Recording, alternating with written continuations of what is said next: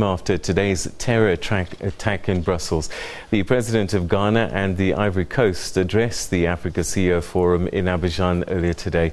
We now cross live to Sarah Kimani, who's there and has been covering the conference. Sarah, very good evening to you.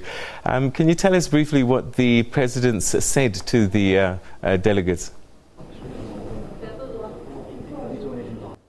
Good evening, Peter. Now, the presidents expressed their condolences and sent their message of condolences to the citizens and the leaders of Belgium and Mali, where terror attacks have followed each other successively. For West leaders talking about the troubles that they're having with terror attacks, but also speaking about the need for citizens to come together and the need for countries to share information and intelligence in order to be able to control the movement of persons who may be suspicious and people who may cross from one border to another and cause terror in countries. Just before they addressed citizens and just before they addressed the summit, they said that President Mahama and President Ouattara of Ivory Coast had held a meeting on intelligence sharing. Remember, just last week, Ivory Coast was struck by terrorists and at least 21 people were killed in Grand Bassam. And so for them, it is a concern and a major concern because the West African region has actually been a target of several terror attacks in the recent months.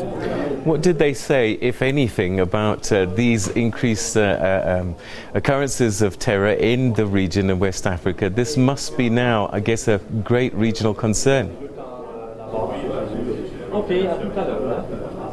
Yes, for President Mahama of Ghana, he says it is a concern because it comes at a time when African countries are working hard to integrate their economies. They are opening their borders and allowing more frequent and more liberal movement of persons. Just Ghana actually allowed Africans to get into the country and get visas on arrival. That has also happened in Rwanda. For them, he says, the concern is that what this happens, it sets back gains that have been made in regional integration. But he was quick to say that this should not make African governments or African citizens be afraid of their borders or be afraid of having the movement of goods, the movement of persons across borders, saying regional integration is the only way for Africa to develop itself. For President Ouattara of Ivory Coast, he says African governments should not be moved by terrorism or acts of terrorism, but instead they should work with international community because he says terrorism is a global phenomenon that cannot be tackled by one nation alone.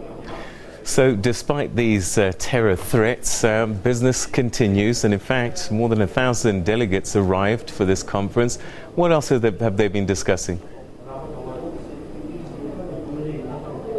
Well, the mood is still upbeat. Today is the last day of the forum and a lot of discussions have been going on. Some of the things that came out today were issues of regional integration, and there was a very lively debate of delegates trying to see, is it working? What can be done different for countries that are fast integrating, especially the East African region. They talked about seeing how infrastructure can be driven across various countries so that you have connections between, take for example, the West African region and the East African region. They also spoke about value addition, and now that most African countries are trying now to add value to their natural resources and to their minerals before they export them.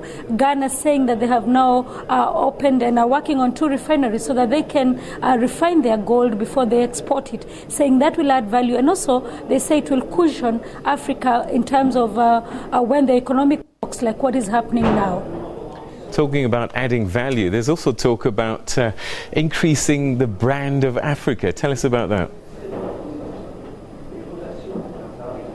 Yes, indeed. One of our reporters and journalists, Francis Hyde, will actually be moderating one of those forums in a few minutes now. And what they're trying to look at is in the light of now regional integration, where you have ECOWAS, you have EAC, you have the SADC region, regions that have branded themselves and are coming out. They're trying to see, can Africa market itself as a brand? Can it now get back away from the dark continent tag that it has been given, the tag of a continent of bloodshed?